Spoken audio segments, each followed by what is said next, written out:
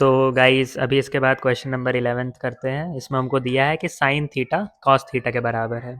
तो इसके लिए हमको पता है कि क्या कंडीशन होती है कि जब थीटा की वैल्यू 45 डिग्री होती है तभी साइन और कॉस बराबर होता है। तो हम लोग डायरेक्टली वहाँ पे अप्लाई करेंगे tan 45 जिसकी वैल्यू 1 आ जाएगी।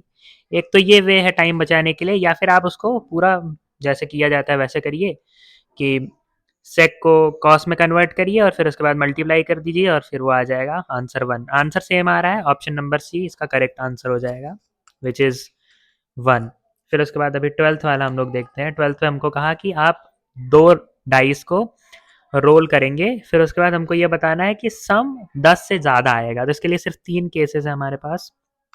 एक तो एक में 5 आ जाए, दूसरे में 6 आ जाए, फिर एक उस वाले में 6 पहले वाले में और दूसरे वाले में 5 और तीसरे में दोनों में 6 6 आ जाए।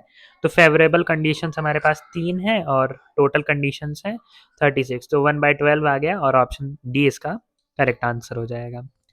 अब क्वेश्चन नंबर 13 की बात करते हैं। यहाँ पे हमको दिया है कि x की वैल्यू दी हुई है इस पॉलिनोमियल में और हमको k की वैल्यू निकालनी है। डायरेक्टली हम वहाँ पे अप्लाई करेंगे और अप्लाई करने के बाद हमको मिल जाएगा k की वैल्यू -14। ऑप्शन नंबर डी यहाँ पे करेक्ट हो जाएगा। फिर क्वेश्चन नंबर 14 की बात करते हैं। 14 में देखिए आपको 2 ट्राइंगल दिया हुआ है, एक 56 सेंटीमीटर का और एक 48 सेंटीमीटर का। तो इसके लिए एक ट्रिक यूज़ होती है। वो ट्रिक ये होती है कि जो पेरीमीटर का रेशियो होगा वही साइड्स का भी रेशियो होगा। तो हम लोग डायरेक्ट रख देंगे और फिर उसके बाद आंसर 6/7 ऑप्शन नंबर बी इसका करेक्ट आंसर हो जाएगा। फर्स्ट 200 नेचुरल नंबर्स का सम निकालना होता है, तो उसके लिए हम लोग ये फार्मूला यूज़ करते हैं n इंटू एन प्लस 1/2। वही हम लोग यूज़ करके रख देंगे डायरेक्टली और आंसर आ जाएगा 20100। ऑप्शन नंबर सी सही हो जाएगा।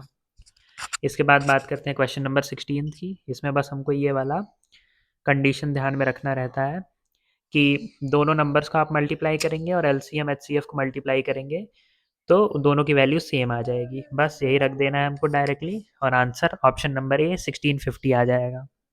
फिर देखिए ये 2 ट्रायंगल है। अब यहाँ ये दोनों ट्रायंगल्स मिलाकर बनाया हुआ है, लेकिन हम उसको डिफरेंशिएट कर देंगे, नहीं तो वो क्वेश्चन करने में थोड़ा-सा प्रॉब्लम हो जाता है। तो दोनों ट्रायंगल अलग-अलग बना लिए। अब थेल्स थ्योरम यूज़ करके हम लोग यहाँ पे रेशियो दिखा देंगे कि बड़ा वाला आप ट्रायंगल देखिए 7.5 और यहाँ छोटे वाले ट्रायंगल में वही 5 की वैल्यू रखी हुई है। तो दोनों का रेशियो ले लेंगे और वही दूसरे वाले में हम लोग जब रख देंगे तो मल्टीप्लाई करने के बाद वैल्यू आ जाएगी आपकी 8 सेंटीमीटर। फिर क्वेश्चन नंबर 18 की बात करते हैं। ये अगर आप ग्राफ बनाना है तो बना लीजिए क्योंकि इससे ज़्यादा जल्दी क्वेश्चन हो जाता है। फिर यहाँ पे हमने ग्राफ बना लिया है और अब आप देख लीजिए यहाँ पे ट्रिपलेट आपको मिल जाएगा। एक 3 है, एक 4 है, तो दूसरा वाला 5 ऑटोमेटिकली हो जाएगा। 5 यूनिट्स इसका आंसर हो जाएगा, जो कि ऑप्शन नंबर ए करेक्ट हो जाएगा। अब क्वेश्चन नंबर 19 पे चलते हैं।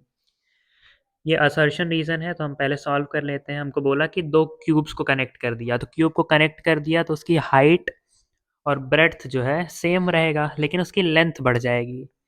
लेंथ 10 + 10 20 हो जाएगा, ब्रेड्थ 10 हो जाएगा, हाइट भी 10 हो जाएगी। बस टोटल सरफेस एरिया के फॉर्मूले पे रख देना है और 1000 आ जाएगा, लेकिन क्वेश्चन में 1200 दिया है, तो फिर वहाँ पे ऑप्शन नंबर ए गलत हो जाएगा। तो फिर इसके बाद टाइम बचाने के लिए हम लोग क्या करते हैं कि जब पहला वाला गलत हो गया तो ऑटोमेटिकली दूसरा सही है, क्योंकि असर्शन रीज़न में दोनों गलत होता नहीं है। तो ऑप्शन नंबर डी करेक्ट हो जाएगा। अब क्वेश्चन नंबर 20 की बात करते हैं। ये आपको दिया हुआ है साइन और कॉस। साइन की वैल्यू दी हुई है, बस इसमें आपको ब्रेड्थ की वैल्यू निकालनी है, जो कि फिर पाइथागोरस थ्योरम से आ जाएगा और फिर कॉस की वैल्यू हम लोग निकाल लेंगे। तो पहला वाला भी सही है, दूसरा वाला भी सही है, लेकिन जो ऑप्शन नंबर जो आपको रीज़न दिया हुआ है वो इसका करेक्ट एक्सप्लेनेशन नहीं है कि ऐसा इसलिए क्यों हो रहा है। तो ऑप्शन नंबर बी लग जाएगा यहाँ पर। चलिए, thank you so much for watching.